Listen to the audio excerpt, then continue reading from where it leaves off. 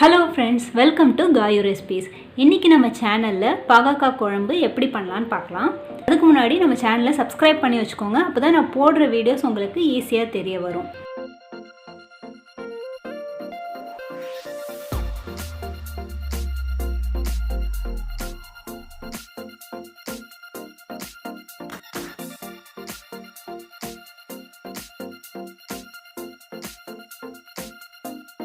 குழம்பு பண்ணுறதுக்கு ஒரு லெமன் சைஸ் அளவு புளியை சுடு தண்ணி ஊற்றி நல்லா ஊற வச்சுக்கோங்க. புளி நல்லா ஊறினதும் 2 தடவை தண்ணி ஊற்றி நல்லா கழுவி சக்கை இல்லாமல் வடிகட்டி எடுத்துக்கோங்க. பிகினர்ஸ்க்கு வடிகட்ட தெரிலனா இந்த மாதிரி ஒரு வடிகட்டி வச்சு வடிகட்டினீங்கன்னா ஈஸியாக இருக்கும். இப்போ பேனில் தேவையான அளவு எண்ணெய் ஊற்றிட்டு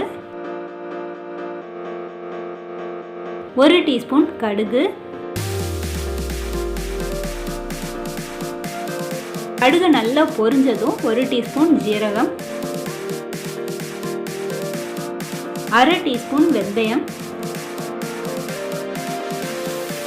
கருவேப்பிலை சேர்த்துக்கோங்க, கொஞ்சமாக பெருங்காயத்தூள், 1 கப் சின்ன வெங்காயம் சேர்த்துக்கோங்க. குழம்புக்கு சின்ன வெங்காயம் நல்ல டேஸ்ட் கொடுக்கும். சப்போஸ் இல்லைன்னா பெரிய வெங்காயம் கூட சேர்த்துக்கலாம்.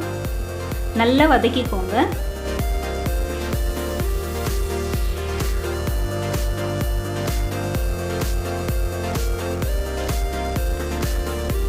கூடவே 1/4 கப் பூண்டு சேர்த்துக்கோங்க. பூண்டுல மெடிசினல் வேல்யூஸ் அதிகமாக இருக்கிறதுனால நிறையவே சேர்த்துக்கோங்க. 1 கப் தக்காளி சேர்த்து இதையும் நல்லா வதக்கிக்கோங்க.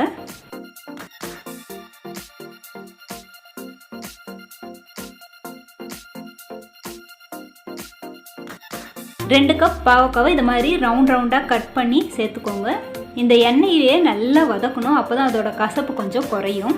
பாகற்காய் எல்லாருமே அவாய்ட் பண்ணுற ஒரு வெஜிடபிள், ஆனால் ரொம்ப உடம்புக்கு நல்லது. டயபிட்டிஸ் பேஷண்ட் அட்லீஸ்ட் வாரத்துக்கு ஒரு தடவையாவது எடுத்துக்கணும். குழந்தைங்கள்லேருந்து பெரியவங்க வரைக்கும் எல்லாருமே கண்டிப்பாக பாவக்காயை சாப்பாட்டில் சேர்த்துக்கணும். இதை மாதிரி செஞ்சு கொடுத்தீங்கன்னா கசப்பு சுத்தமாக தெரியாது. குழம்புக்கு தேவையான அளவு உப்பு சேர்த்துக்கோங்க. 1/2 டீஸ்பூன் மஞ்சள்தூள், உங்கள் காரத்துக்கு ஏற்ற மாதிரி குழம்பு மிளகாய்த்தூள். குழம்பு மிளகாய்த்தூள் இல்லைன்னா 1 டீஸ்பூன் தனி மிளகாய்த்தூள், 2 டீஸ்பூன் தனியாத்தூள் கரெக்டாக இருக்கும். இப்போ நல்லா கலந்து விட்டுட்டு கொஞ்சமாக தண்ணி ஊற்றி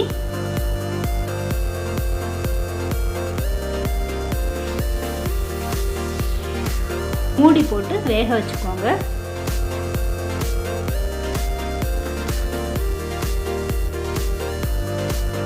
இப்போ காய் நல்லா வெந்துருச்சு. இப்போ நம்ம கரைச்சி வச்சிருக்க புளி தண்ணி அதில் சேர்த்துக்கலாம்.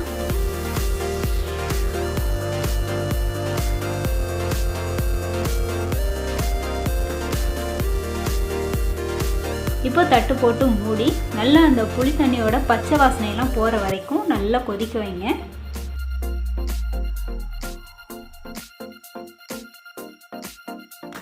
இப்போ குழம்பு நல்லா திக்காகி எண்ணெயெல்லாம் பிரிஞ்சு வந்திருக்கு.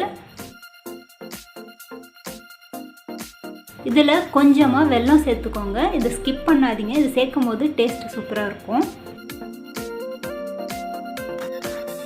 கடைசியாக கொத்தமல்லி தூவிக்கோங்க. மேலே கொஞ்சமாக நல்லெண்ணெய் ஊற்றிக்கோங்க.